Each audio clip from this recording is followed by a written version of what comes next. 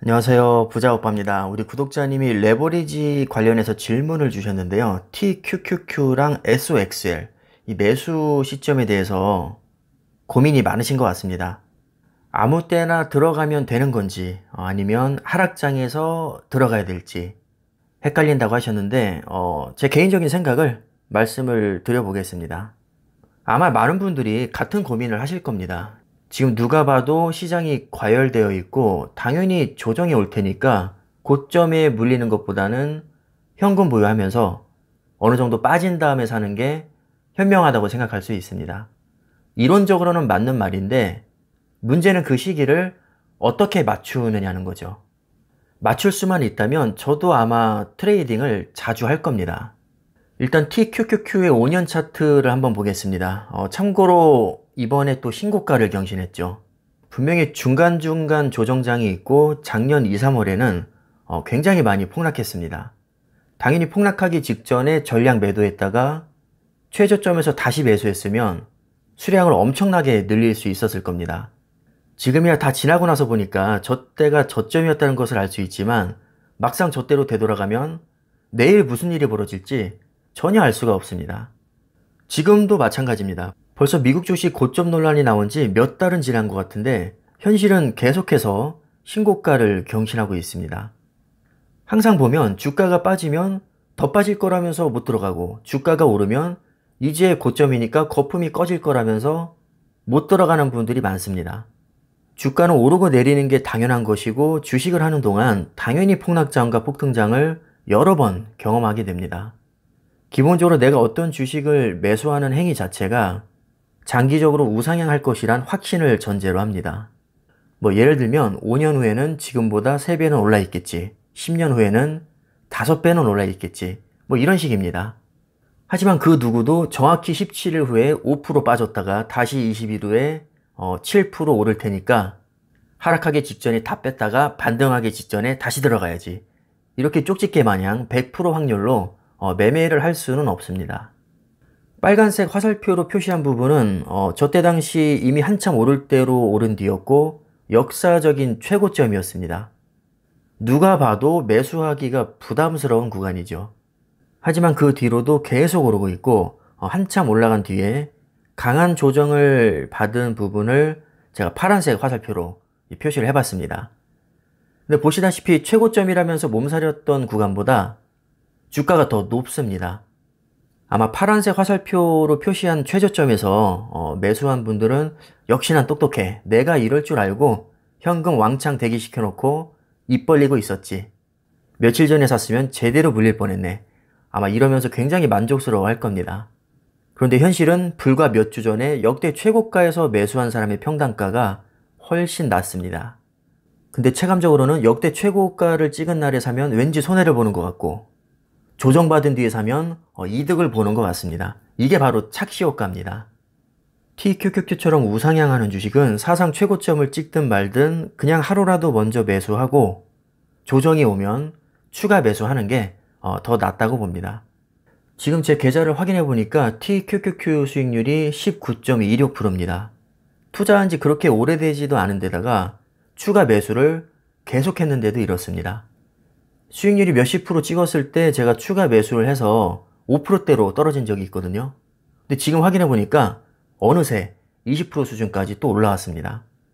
제가 처음 매수할 때도 고점이라고 다들 난리였는데 저는 그냥 폭락하면 더 줍줍하겠다는 생각으로 매수를 들어갔었거든요. 결과적으로 20% 정도 수익을 보고 있으니까 여기서 10% 정도 조정을 받아도 여전히 수익권입니다. 결론은 우상향하는 주식은 그냥 먼저 산 사람이 승자입니다. 아니 너는 운 좋아서 상승장에 샀으니까 그렇지 만약에 폭락해서 수익률이 마이너스 20% 나왔으면 그냥 관망한 게 승자 아니냐. 아마 이렇게 생각하는 분들이 계시겠죠? 맞습니다. 만약에 폭락했으면 그 말이 맞습니다. 하지만 결과는 폭락을 예상해서 들어가지 않은 사람들은 전혀 수익을 보지 못했고 폭락장에 대한 두려움을 기꺼이 무릅쓰고 과감하게 매수한 사람들은 돈을 벌었습니다. 어차피 주식은 불확실성에 대한 베팅입니다. 폭락장이 오면 원금 날릴 까고 단단히 되어 있어야 되고 추가 매수를 통해서 평단가를 낮추려는 대비책도 세워놔야 됩니다. 그래서 욕심을 조금 버리고 일괄 매수하는 것보다는 일정 비율은 현금 보유하면서 부분적으로 분할 매수하는 게 좋습니다. 만약에 제가 일괄 매수했다면 훨씬 더 큰 돈을 벌었겠죠. 하지만 반대로 폭락하면 완전히 망할 수 있기 때문에 안전하게 분할 매수를 한 겁니다. 적어도 일부라도 매수를 해놓으면 상승장에서는 수익의 기쁨을 맛볼 수 있어서 좋고, 재수가 없어서 사자마자 폭락장을 얻어맞아도 물타기를 통해서 평단가를 낮출 수 있습니다. 그래서 저는 고점 논란에도 불구하고 여전히 전량 홀딩하고 있고 추가 매수를 계속하고 있습니다. 어차피 앞으로 매수해야 될 돈이 더 많으니까 폭락장이 오면 오히려 땡큐입니다. SOXL도 마찬가지입니다. 저 때 당시 역사적 최고점인 빨간색 화살표 구간에서 매수를 했어도 지금 시점에서 보면 저점입니다. 그 뒤로 조정을 크게 받은 구간에 제가 또 파란색 화살표로 표시를 해봤는데 TQQQ와 마찬가지로 결과적으로 보면 그냥 먼저 산 게 무조건 이득입니다. 역시 결론은 똑같습니다. SOXL처럼 장기 우상향하는 종목은 조정을 크게 받은 뒤에 최저점에서 사는 것보다 그냥 몇 달 전에 역사적 최고점에서 사는 게 훨씬 이득입니다. 더 웃긴 건 내가 조정장을 기다린다고 조정장이 온다는 보장도 없다는 겁니다. 물론 오기야 오겠죠. 근데 30% 오른 뒤에 10% 조정이 오면 아무 소용이 없습니다. 물론 기분상으로는 조정이 온 뒤에 사면 왠지 이득을 본 것 같은 느낌이 듭니다. 하지만 냉정하게 봤을 때 조정장에서 기가 막힌 타이밍에 매수하는 것보다는 일찍 매수하는 게 더 이득입니다.